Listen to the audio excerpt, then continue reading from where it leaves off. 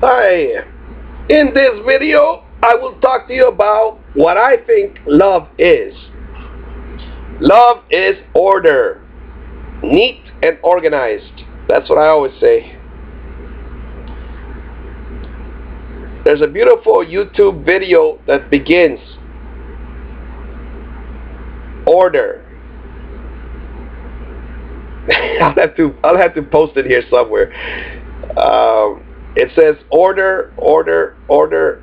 Order brings peace. Peace brings love. Love brings success. Success brings confidence. Confidence brings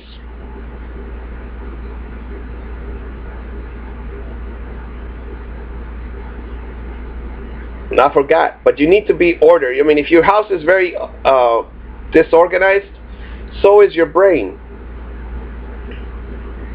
And here I have my hard work. I have books here that I read to my son on this table. And we make videos of all the books we read. So you need to be organized. Love is order. Listening politely without interrupting, without saying no.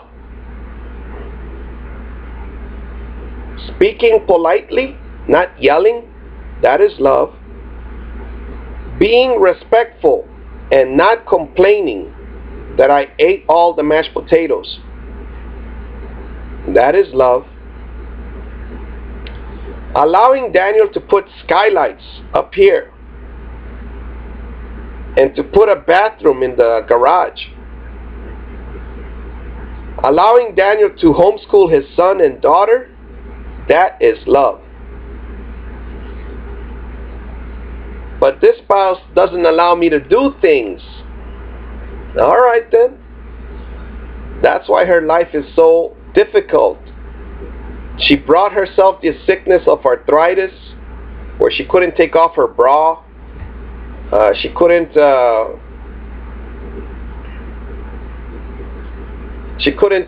comb her hair or things like that because her shoulders, arthritis all over the place.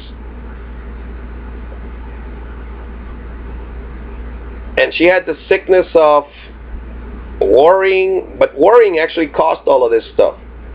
Because now she's the man, she's the one that works, she's the one that pays the bills. When I used to tell her things like,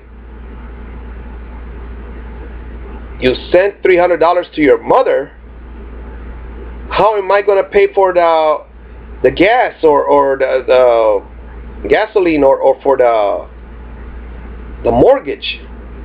She wouldn't care less.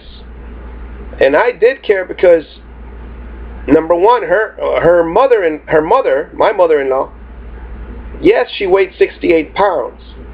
Yes, she took in a family baby that nobody wanted.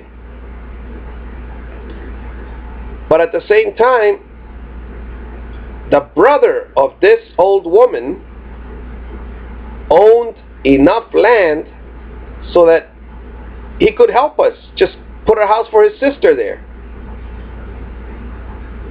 But this old woman, I met her, she didn't want her brother to help her.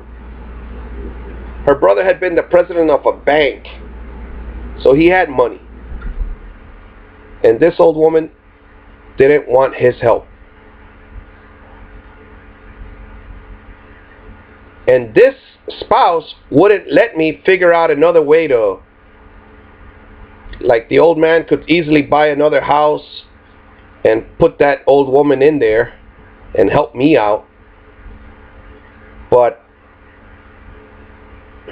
when I met this uncle,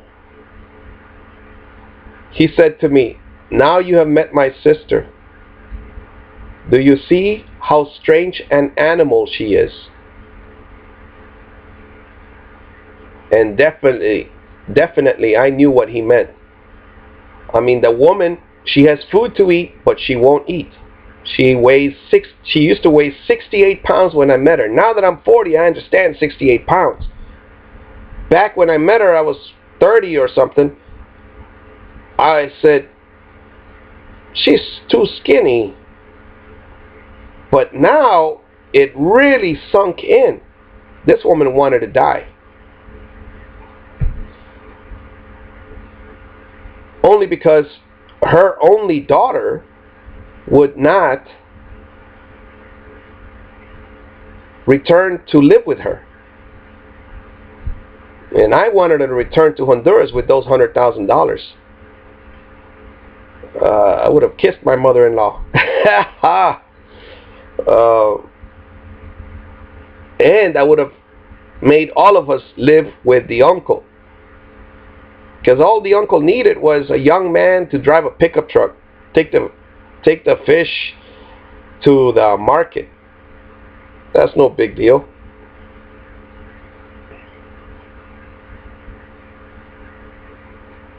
So here we go into the next note that I wrote to myself. Lectures for your children, they don't work. Taking away privileges does work. The child goes to the mall to see what he has no money to buy. This spouse loves taking the children to the mall. His mother does not teach him about God, the Bible, electricity, books of courage and character building. His mother doesn't teach him about cooking skills or cleaning the house or washing dishes and washing clothes. If the mother doesn't do any of these things, then she wants him to be ignorant, to be watching a movie after another movie after another movie. She wants her son to not clean anything and not to learn how to cook, and now not to learn how to fix anything, not to know about electricity, computers, carpentry. Dear spouse, do you really want your son to be useless like me, without money skills? I hope not. But that is what she wants, and I get blamed for being too controlling.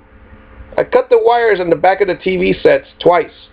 I disconnected the cable from the wall on the outside of the house.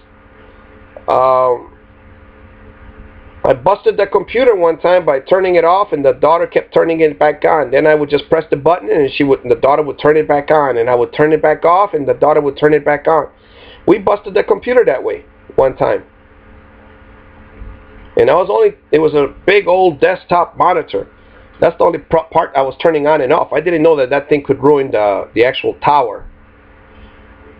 It did.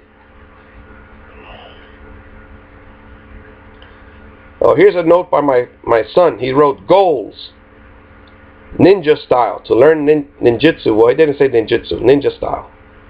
And to getting fit. Very good, son. Another good book that I read was on LibriVox.org. The Mastermind by Theron Q. Dumont. Excellent book. Alright, talk to you later. Be better than I am. Enjoy your life. Do something today. Write to me. Tell me what you're doing with your life. What I'm doing is I'm reading about electricity every day, and I'm reading about character building from Booker T. Washington. Now, this guy was born a slave. Can you imagine that? And he traveled. I know he went to Holland because he said he saw their wooden shoes. And he said that one similarity he noticed right away was that the people of Holland, the children were working alongside their parents in the fields. Just like the black people in the South of the United States, they would work in the fields with their children. So he liked that. Take care of yourself. Be better than I am.